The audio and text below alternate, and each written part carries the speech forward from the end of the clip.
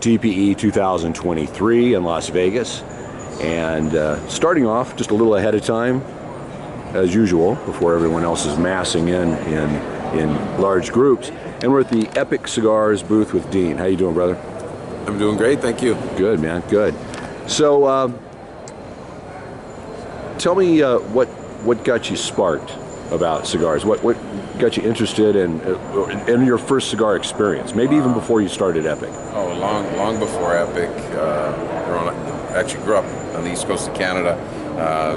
Rode motorcycles with a lot of buddies, and that was my first cigar experiences. Were after Harley rides with some of the guys I used to spend time with, smoking Cubans, and I couldn't tell you the first one I smoked or what it was, but it was some Cuban cigar smoked with a buddy of mine, Dave, after a bike ride in Canada. About how old were you when that happened? I was in my late 20s. Okay. Late 20s. So and then I left Canada, moved to Turks and Caicos in 2005.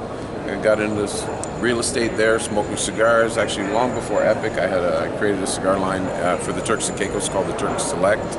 Cigar that was made in the Dominican, and I imported to Turks and Caicos as a gift for closings for a lot of my customers at that time. Like a private band. Yeah, exactly. They branded it for the country. And how old were you when that happened? That was in my 30s.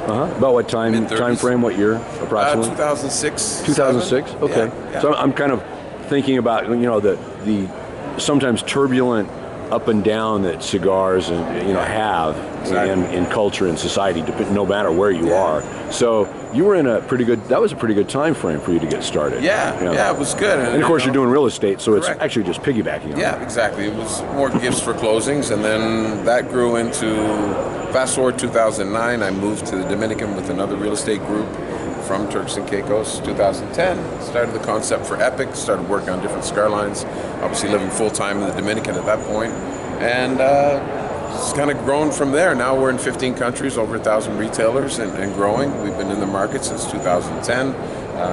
Epic, I've got 4 core lines. We have the Epic Maduro, the black box, the Corojo and the red box, the Habano, and the Epic La Rubia, the Connecticut. So these are my core line. Later, in 2017, I launched the Epic Project E, which has a smokable band, just the E from Epic and tobacco on the cigar. And the band is smokable? It's smokable, yep, all tobacco.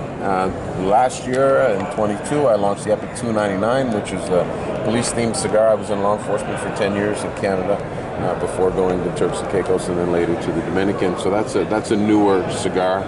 We've got a few new things coming for PCA later this year that you'll start to hear about soon. Can't really talk about them. In 2019, Epic merged with Natsico brands, which are out of the Dominican Republic, Natsico's out of Nicaragua. We make one blend for them out of the Dominican Republic, the Natsico 55. Natsico stands for National Cigar Co. It was rebranded. It's been in the market since 1965. The cigars have done really well, so we have the HHB, Elephant Ears, the Natsico 55, and in the Natsico line we also have the Cuban Legends, the Casino Royale. This one just got a 92 with Cigar Aficionado, best budget cigar. And the flagship for Natsico is the 1965 Anniversario. This cigar was rated 93. It's top 25 Cigar Aficionado 2018. So we got a pretty big portfolio, and we've got 13 premiums in 2 brands. Plus, we're a distributor as well. Xander Gregg, the parent company of our brands, is based out of Pasadena, California, and we distribute all premium cigars. So got our hands in a few pots, and been around the industry for a while. So. Good idea to be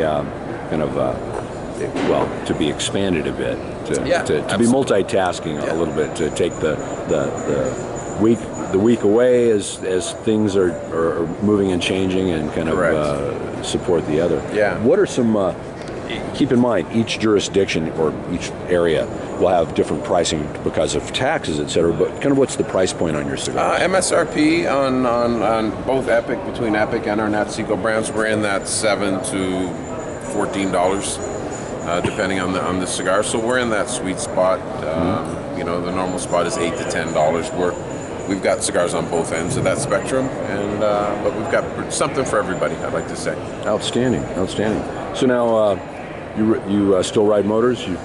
Once in a while, I don't have a bike, but hopefully I will again in the future. But I rent a lot with friends. We just get down to the Keys a couple times a year, and actually going next week, and ride in Texas with some of our customers and retailers. Yeah. Big Harley guys. So yeah, once in a while we get together. And, What frame do you prefer?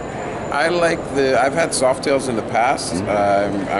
Nowadays, getting a little bit older, I lean more towards the street glide, road glides when I'm renting. So yeah, it's a little more comfort. Yeah. I still have an FXRC. Very nice. From quite some time ago, back when they went to the Evo motor. Okay. Yeah. Well, I have my first Softail was a Fat Boy. This was in 2000, so it was the first year they went to the twin cam from the Evo. So yeah. But I had experience with Evos and great bikes. Other than a Harley, what is another preferred bike if you have one? I like the Ducatis. I've had sport bikes a long time ago. You know, in my early 20s, I had a ZX9. I had a Yamaha R1. Even and a Yamaha Cruiser. When the Roadstar first came out, the big 1600 that Yamaha had, I went from my Roadstar to the Harley Davidson. Kind of funny, go from a street bike to the same. I had a Kawasaki 900 Ninja. It was my first. Yeah. And fell in love with it. Anyhow. And so in law enforcement, what department were you with, if you don't mind discussing? I was in Fredericton, New Brunswick, Canada, on the East Coast. Worked in uniform for the first couple of years. Then I went into street crime, special investigations. I was part of a 10-member SWAT team there, and finished my career in drug enforcement. So I kind of jumped around. But local department or RCMP? Yeah, it was municipal. Okay, yeah. We did a lot of JFO, Joint Force Operations, with the RCMP. Yeah, good.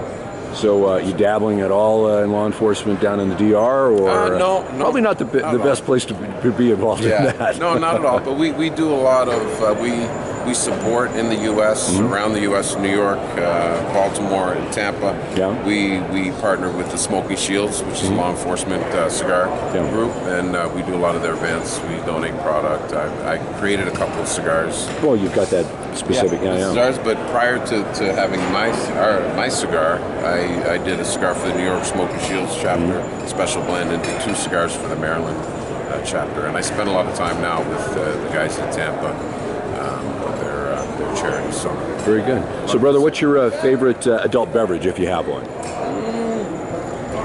Could be bourbon, whiskey. Get a lot of great tequilas out there now on the market. So it depends on what cigar I'm smoking. Yeah. I'm all over the place, but definitely enjoy pairing, especially cigars with good. It's good to have an eclectic spirit about that, about cigars and spirits. Yes, I guess absolutely. A double entendre. Yeah. Okay, well, listen. You have a very good show. Great trip home. Appreciate you. Thank you. Absolute pleasure. We'll do the Boy Scout handshake. There you go. Okay. Thanks a lot, man. Appreciate you.